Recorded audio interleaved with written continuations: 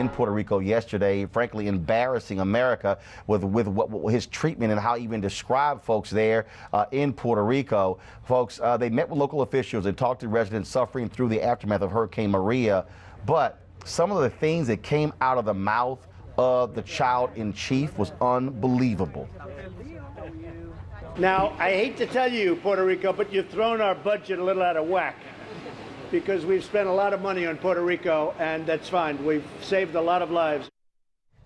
Trump has spent almost $80 million so far in his presidency traveling back and forth to his homes in Florida and New Jersey. Talk about throwing the budget out of whack.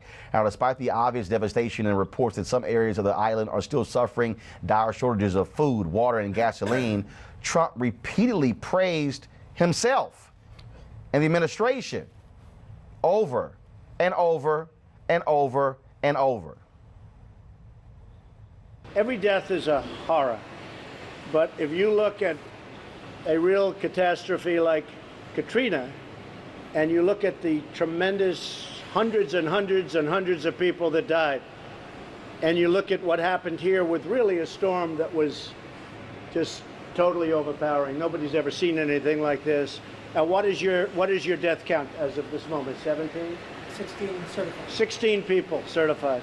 16 people versus in the thousands. You can be very proud of all of your people, all of our people working together. 16 versus literally thousands of people. You can be very proud. Wasn't thousands in Katrina. San Juan Mayor Carmen Yulín Cruz was among the Puerto Rican officials greeting President Trump. He attacked her viciously on Twitter this weekend after she criticized his administration's response to the crisis there, tweeting that she and others had poor leadership ability. At one point, he actually shook her hand. She said it wasn't about politics. All he said was thank you. Yet when he had the round table there, she was the only politician he did not mention. It just goes to prove the lack of sensibility. When I heard him say, and I quote, "Puerto Rico, you have thrown our budget out of whack for all the money we have spent here," it doesn't make you feel good. And again, this is about two things. It's about respect for the Puerto Rican people, and it's about saving lives. He also met with the governor of the U.S. Virgin Islands, Kenneth Mapp, but Mapp had to come to Puerto Rico for that to happen. The two praised each other for the recovery effort going on in the islands there, but some of the thousands living through the near complete devastation there, where mostly have no electricity, little access to water, and are living in damaged homes, are angry that the president didn't visit the U.S. Virgin Islands in person. I think it's an absolute disgrace, and I am a Trump supporter. But I think it's a disgrace that he's treating us like a third world country. Let's go to Congressman Luis Gutierrez from Chicago there. Congressman, how embarrassing it was to listen to the president bring up the budget. How Puerto Rico, you're responsible for breaking the budget when he literally wants to do a $2 trillion tax cut for the rich in this country. I think the president should visit the Vietnam Memorial, going or coming, and just take a moment there and see the hundreds of names that are etched of Puerto Ricans that gave up their life. So they were citizens when there was a war. In Korea, they were citizens. They found them in the island, in this ocean. They were there present, the 65th Infantry during World War II. So in times of war, we're there. In times of the same war, he got 5 deferments. Well, and think about it, that Vietnam Memorial, those hundreds of men and women who lost their lives while he was getting a deferment because he had bone spurs, but he's able to walk every golf course of the world. Those people didn't even get to come back home. So I think, you know, it's always dollars and cents for him, right? So he looks at a budget and he, I guess in his mind, he sees a dollar value to people's lives.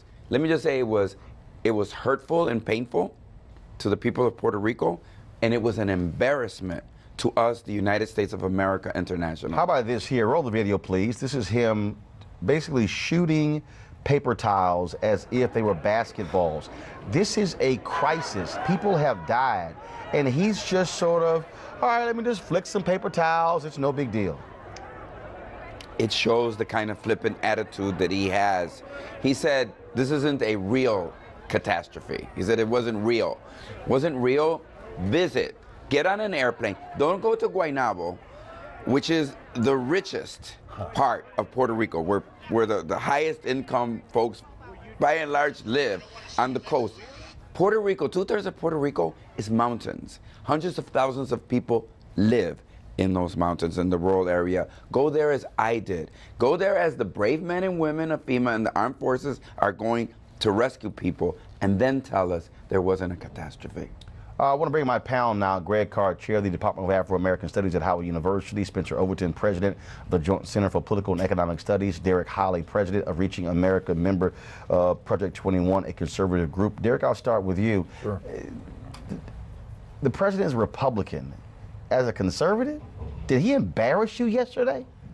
It's interesting. I actually saw that interview yesterday, and when I was watching it, I kind of I cringed a little bit because I was like, he's definitely giving the media a lot of ammunition to work with today. But I will say, I think a lot of it too, the media, I think a lot of the responsibility too is on the media, because at some point, there was no attention even given to Puerto Rico. All the focus was on other places. No, not true. That is fundamentally false. Because every single one of the networks, they had people on the ground. There was more reporting taking place in Puerto Rico. Congressman was there. He was being interviewed left and right on numerous networks. That's not the case. When the President of the United States goes to a disaster zone, Americans expect him to be somber, to show appreciation, not talk, Spencer, talk about, our response has been fantastic. Right. It's been great. Right. It's been wonderful. It's been this. And at some point, you can't blame the media for a 71-year-old man not understanding that when you go to a place like this here, you show compassion, not, hey, y'all screwed up our budget. We'll get taken care of. I'm not making excuses for him. But the media was there covering this. Not in the beginning. They were not. Yes, they were. The media, right now, Puerto Rico is the media darling right now. Come on, dog. Would you not agree with that? You're wrong. You would not agree You're with wrong, that? Spencer. You're just wrong. So the objective of a presidential visit is to bring the nation's attention to see what are the challenges, to get political support for the nation to say, hey, we got to focus on this area. It's not to say, this is not my Katrina. It's not to say, oh, look at how well we're doing. It's to focus on the people who have been the victims of the problem. There was a failure there on. Greg, I'll just echo what Rex Tillerson is reported to have said, called Donald Trump a moron. Yesterday was the latest in Donald Trump's excellent adventure. That's all this is. Congressman, you have a lot of respect for you, brother. What in the days after this, in the months after this, how many of these folks, who don't have drinking water yet, we got this full spectrum military that simply can't get to people, how many of those folks may end up here in the United States in the mainland? Because, they may end up in New York, Chicago, because they simply can't stay there, man. Look, in Katrina, yes, we relocated, sometimes late, 80% of the population and put them in a safe place. And I say, I want Chicago to be to Puerto Rico what Houston was to New Orleans. I want them to come. We have hospitals, we have schools, and we have people that are loving and caring. And I want them to come to New York and to Orlando. So part of the issue here that we talked to FEMA yesterday, when are you going to begin the resettlement program for people? And I know people say, well, they could buy a ticket. You cannot buy a ticket. There are no tickets out of there. And if you find one 3 weeks from now, it's between $1,000 and $1,600.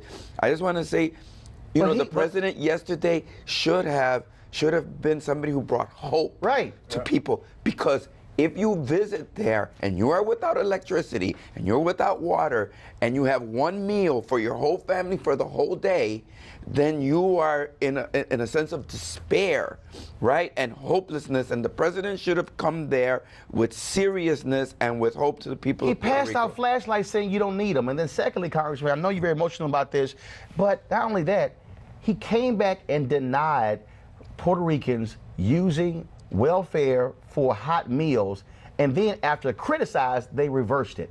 How callous can you be to say we're not going to allow you to use it for hot meals? About 30 seconds. We're not going to allow you to use it for hot meal. So I say, let's also begin the program to bring them here. Hundreds of thousands of them here. Some will stay for months. Look, New Orleans 18 months after Katrina, only 8 of 120 schools were open and operating. Right. It's going to take months to rebuild that island. Yes. Well, Congressman Gutierrez, we're not going to ignore Puerto Rico or the U.S. Virgin Islands. Yes. We appreciate it. We certainly will have you back on the show. Thanks a bunch. Roland. Weekdays on TV One. I will never lie to you. Oh, my God. Roland Martin. He doesn't want to talk to us. He wants to ignore us. Uncensored. Hell no. That ain't gonna cut it, boo. Unapologetic. No, that is fundamentally false. You are wrong. Unfiltered. He wants an America where we all look alike. He ain't talking about black people. Unrelenting. You better go work out, because you got a fight on your hands. NewsOne Now with Roland Martin. Weekdays at 7 a.m. on TV One.